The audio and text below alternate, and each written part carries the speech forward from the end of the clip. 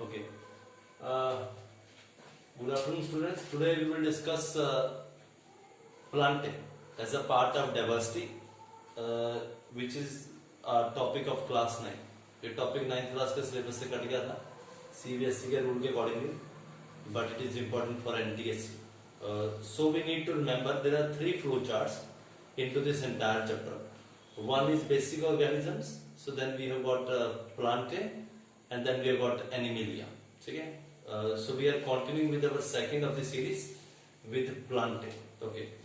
Plantae, if you see at this chart, this is the chart you need to remember along with the reading of textbook. Okay.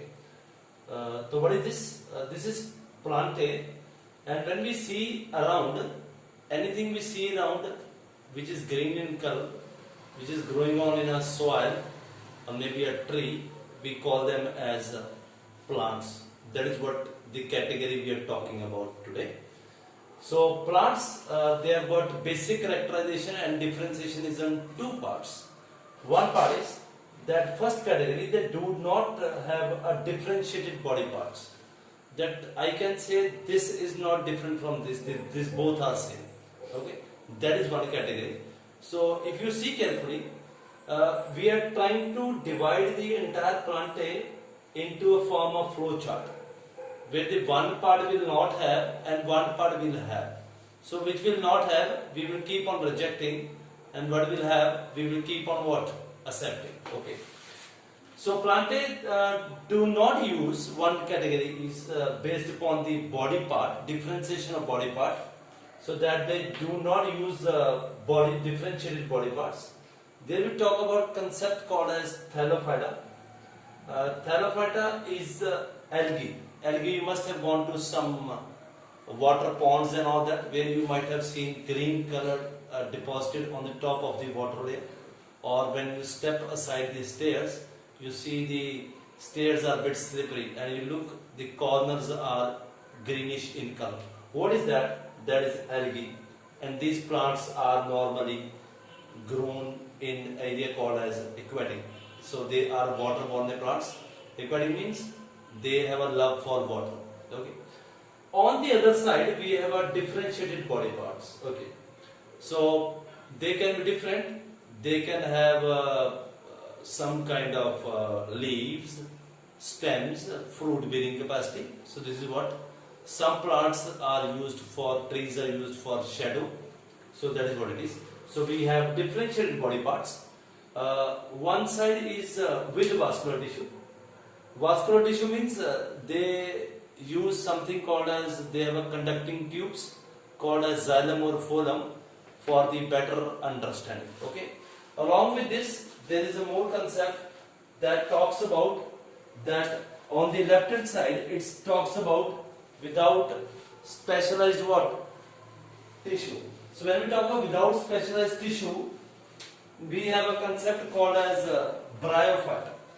So this is what bryophyta is, and the example is funaria. Okay, and with vascular tissue, when we talk of with vascular tissue, we talk of that they have got xylem and phloem along with them. So they have a conducting tubes for the growth of the plant, maybe in length, maybe in breadth. So 2 categories we have covered, and the third category can be, we might have seen some trees from where there are some seeds falling, and from some which are not falling. So next category we demarcate is capacity to produce seeds. So some will produce seeds and some will not.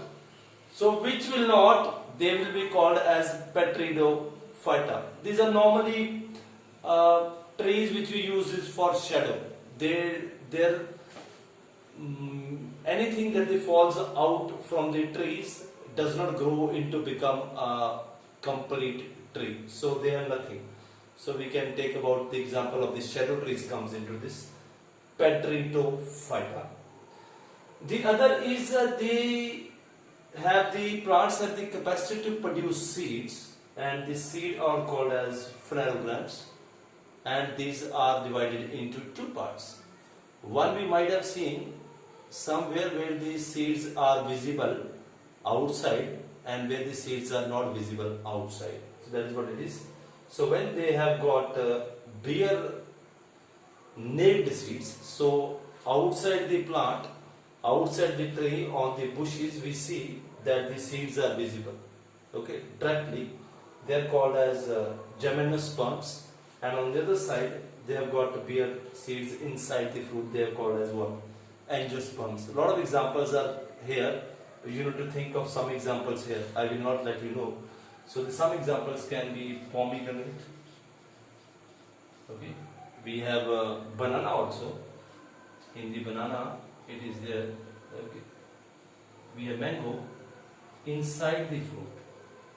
So what is left over in mango? That is a part of this. This is called as angiosperms, and the naked seeds, you need to understand where it is only open. Okay, and the other part that will come out is in angiosperms is we have two categories where we call it as seeds with one cotyledons. Okay, now what we understand here is more concept into it, where the plant embryos in seeds have a structures. So where the seeds have two kind of embryos, or we can have one kind of embryos, so that depends upon it. So plants which have a structure like of embryo, they are called as cotyledons. Okay, so one category of the angiosperms is related to seeds which have got one cotyledons, which we call as monocots, and on the contrary, we have seeds with two plants with embryo-like structures inside the fruit. They are called as dicot. So if you carefully understand what is our responsibility here as a part of understanding, that we need to cover all this in the mind. Okay, so first we divide it into, they do not have the differentiated body parts. Somebody says we have, then they have a vascular tissue, they do not have the vascular tissue. They have the capacity to produce, they do not have the capacity to produce, and then they have the fruits inside, then they have got the seeds outside, then they have got embryos like structure 1, or they have got embryos like structure what? 2. So we need to remember like this. Okay, so it's quite easy and understanding. I feel I will resolve your query into this. Okay, wish you happy learning. Take care. Keep on watching Everest Coaching Institute.